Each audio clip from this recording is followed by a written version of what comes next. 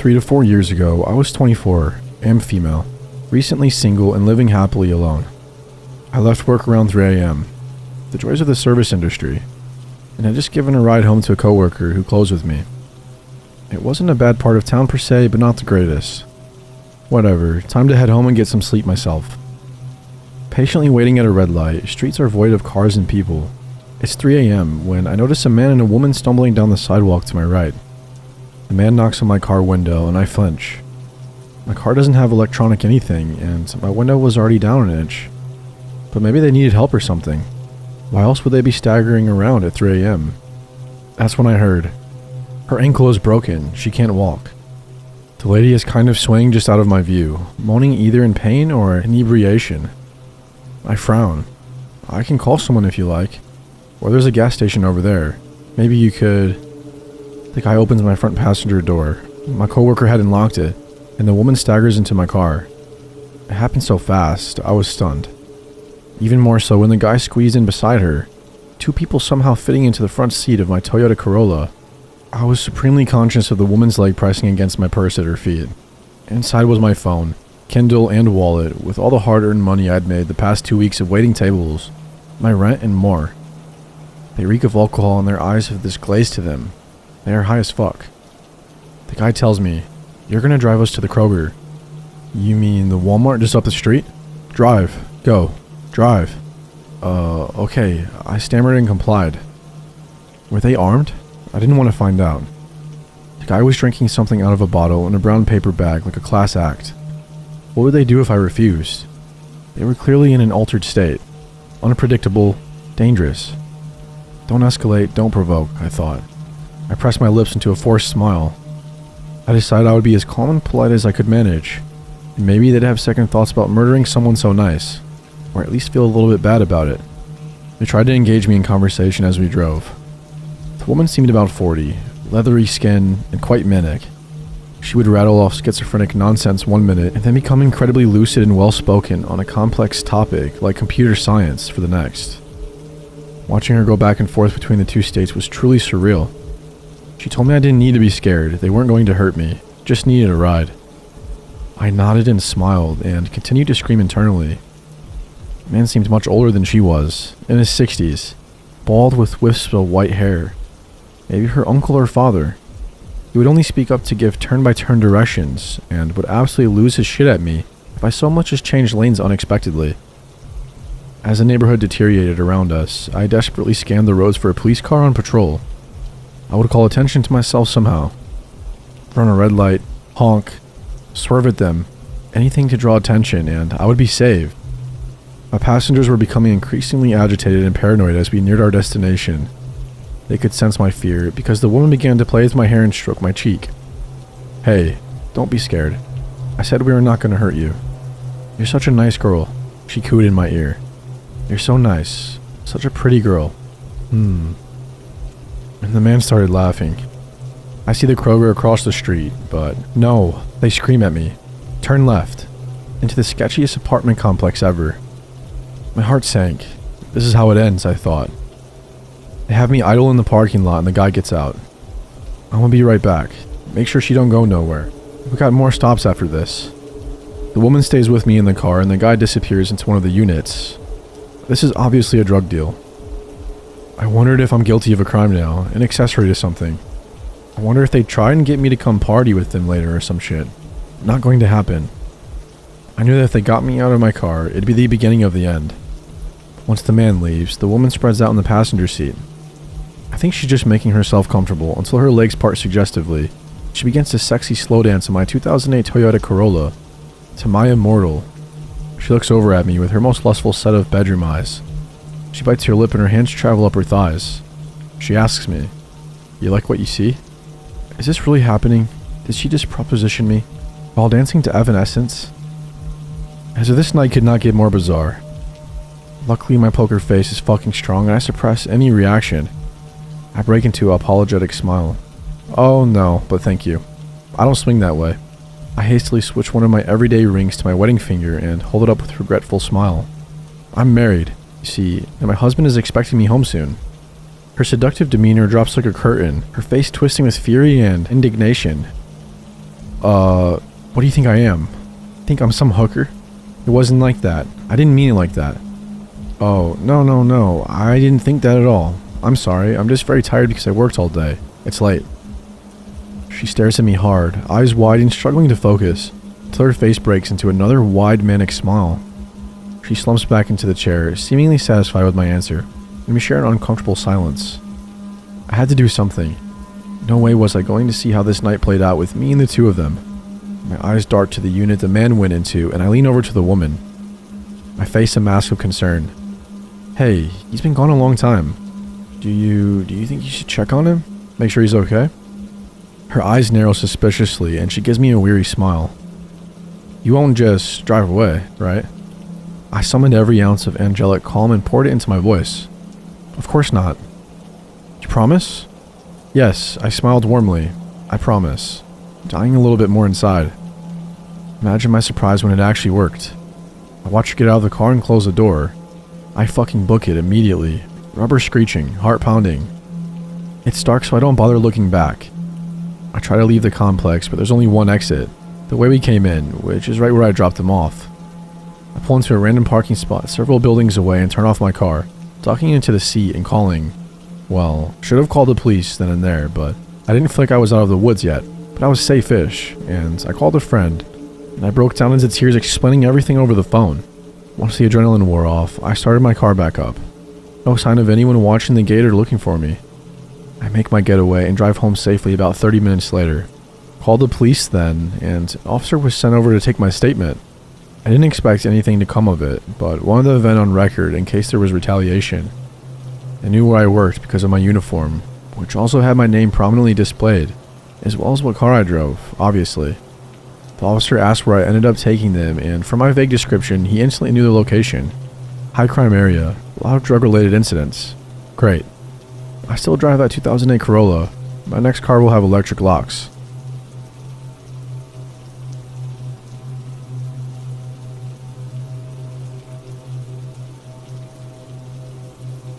Back in my early 20s, I moved to Melbourne to go to university. Because of some of my dodgy mates I knew from outside of my uni, I somehow wound up as a go-to guy for drugs with my classmates. I hated the reputation, but maybe felt a little bit cool at the same time. Ecstasy and speed mostly. I was at the bottom of the drug dealer food chain. The type of idiot who jacks the price up to $10 a pill so he can make enough money to drink and party. I had no guilt for ripping these people off. These were mostly rich kids who lived with their parents and didn't have to have a job to support themselves through uni. Dealing them drugs was so easy and non-threatening. A few years after I finished uni, I was working an office job that was boring and paid peanuts. By now, my friends and I had pretty much grown out of the desire to take drugs on the weekends. Dinner parties with good food, good wine, and good conversation was more our idea of fun now. The drug dealing days had well and truly finished. Or so I thought. It was 11 p.m. on a Tuesday night. I just got home from a draining day at work, and I was exhausted and in a bad mood. I plunked myself on the couch and stared at the ceiling, trying to muster up the energy to get up and shower before bed. My phone starts flashing and vibrating on the coffee table next to me.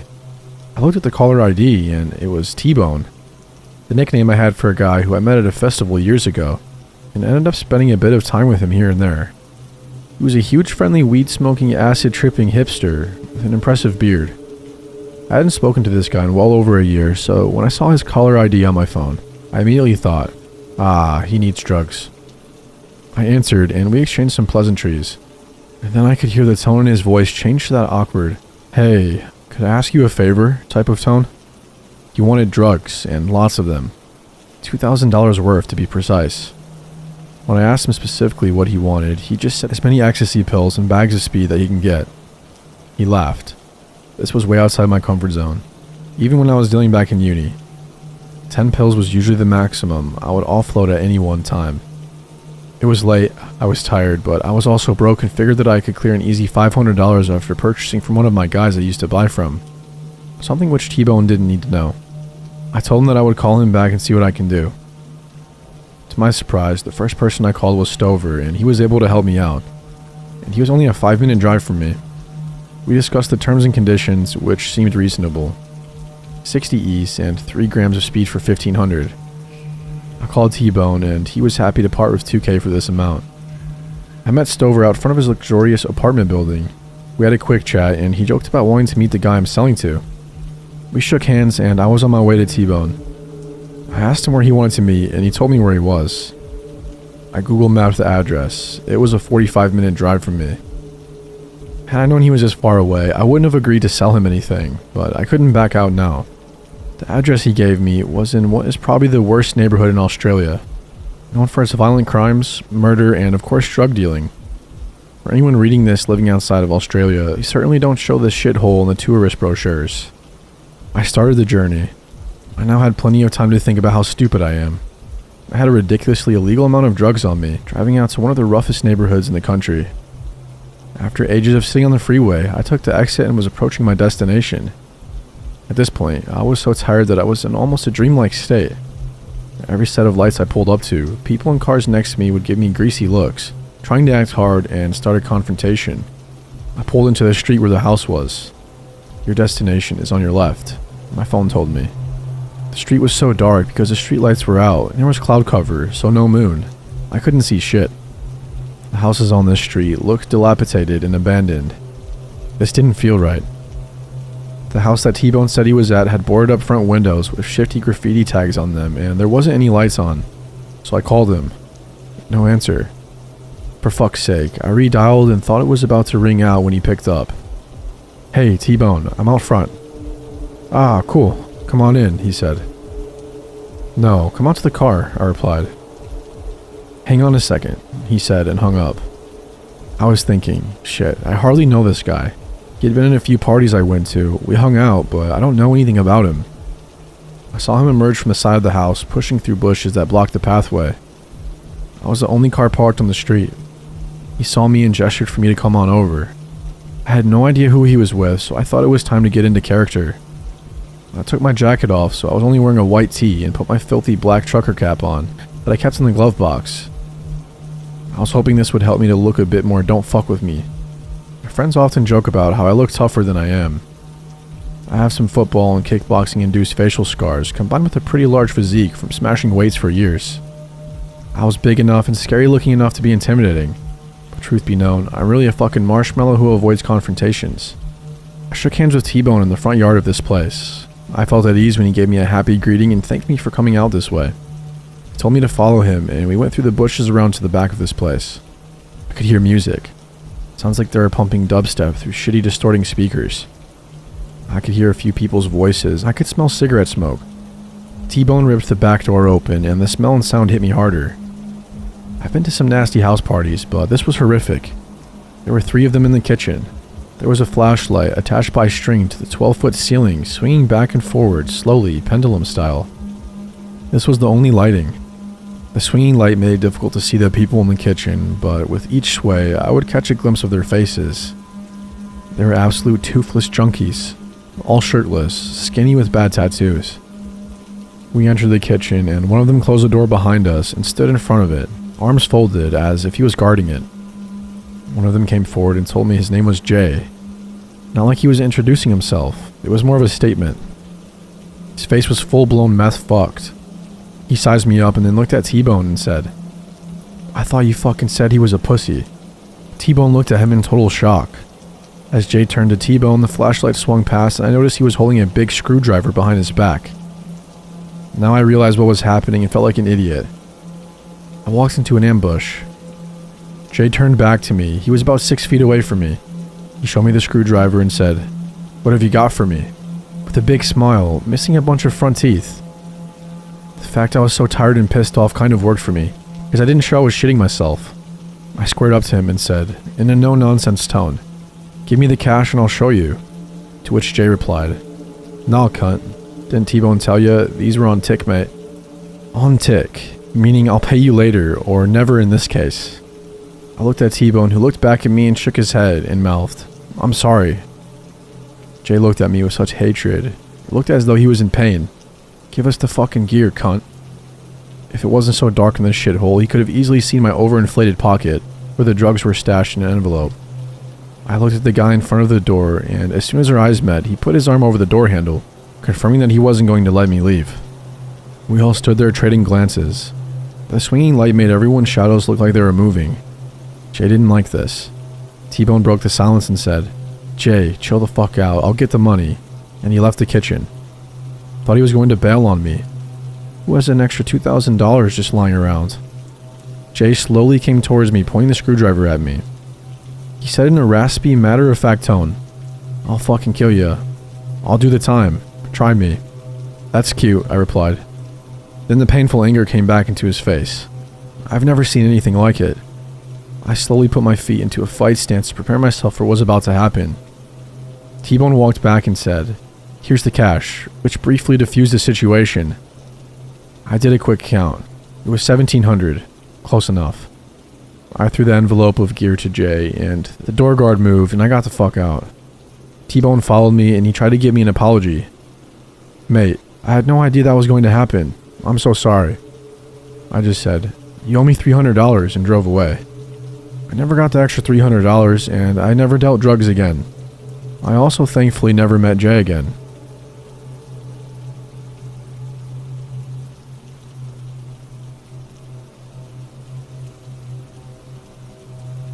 When I was 18, I was living in a small town. I was friends with the ratty skaters around, and they helped me connect with this dude who sold weed. I think he was 29 at the time, and he gave me pretty good deals and lived nearby. I wasn't driving at the time, so this was convenient for me. His name was Max. Max has always struck me as a weird dude, but I honestly quite liked his weirdness. Not in a romantic way or anything, but I like weird people. We had normal weed buying interactions that never lasted more than 10 minutes. Buy some weed, maybe smoke a bowl, that's it. He'd often tell me he could drop it off at my house, but I never let him because, as I said before, he was weird. I wasn't afraid of him, but was definitely aware that he and his offers to deliver were weird. One day in May 2018, I was invited to a bonfire by the same ratty skaters that introduced me to this guy. I had no idea he'd be there, nor was it important to me at all. I brought the guy I was dating at the time. I said hey to everyone, including Max. We stayed for a couple hours, and some of them played some music on their guitars. Nearing the time I was leaving the bonfire, around 11 p.m., Max was getting upset about something and threw his guitar into the bonfire. I didn't know what he was angry or upset about, and paid no mind to it. This happened as I was leaving with the guy I was dating. I went to bed and woke up to paragraphs on paragraphs of crazy texts from Max, ranging from 1 a.m. to 5 a.m., like a constant stream of texts, stating things such as, "You know how much I loved you. You are a cruel cunt." He would go back and forth between saying, "I would give you the world if you'd let me, and you really do deserve him though." He said really scary things like, "You are a predator and should be snubbed out. Just wait." And, "You are stuck. I will either love you or hate you to the fullest extent my powers behold. Right now, I pay the worst death on you and that fuckboy bitch." To top it all off, he said, "Losing you is like losing a mother to me," and told me to tell him I never loved him, and that I wouldn't hear from him again if I did. So that's what I did. I said I never loved you, do not message me again, and left it at that. I didn't get a response, nor did I care to get one. Max had never expressed any romantic interest, asked me out or anything. This was all out of nowhere, and he was 11 years older than me. I was barely 18. That night, he cut his long hair off and posted photos naked on Facebook, curled up in a fetal position, talking about being a statue of shame. It's as if he had a breakdown, but I had no intention of causing that, and didn't think I would even offend anyone by bringing the guy I was seeing. Everyone else seemed to like the guy I brought. About a week later, Max texted me pretty late at night and asked if I had seen the flowers he spread along my sidewalk, saying that he stole every flower in the vicinity of my neighborhood that night. I asked how he knew where I lived, and I said I hadn't seen the flowers, so he must have had the wrong house. I also told him that he shouldn't do that, as I never felt anything for him, and so on. He told me that he heard I lived on the same block as another one of the skater guys we were both friends with, and he wasn't wrong. The skater guy I lived by was on the other side of the block, and I never walked that way, so I never saw the flowers. I blocked his number, and I didn't hear from him again for weeks. Weeks later, I woke up after a rough night, and there were loads of flowers on the sidewalk right outside my house, along with a little bouquet at the top of my walkway. I wasn't scared yet, and stupidly I unblocked his number and texted him asking why the fuck there were flowers outside my house. This confirmed that this indeed was where I lived. I still to this day feel so fucking stupid for texting him, making it known that after weeks he had found my house. He responded saying, sounds nice, it was me. I bitched him out basically and blocked his number again. A week later, I was out of town and my roommate texted me a photo of a heart with a peace sign inside of it, and my name written under it, drawn in chalk outside our house. When I got back into town, I went to the courthouse and began the process of getting a stalking order against him. When I left the courthouse, I went to Max's work and told him he needed to stop this behavior and that he was stalking me. He looked me in the eyes with no facial expression and said, "If you don't leave, I'm calling the cops." I got angry and said loudly, "Call the cops. I was just talking to them about you," and left his work in a rage. I presented my case to the judge and she put the stalking order in place. He was served with it by police officers and I thought that was that and he wouldn't be bothering me again. I was wrong.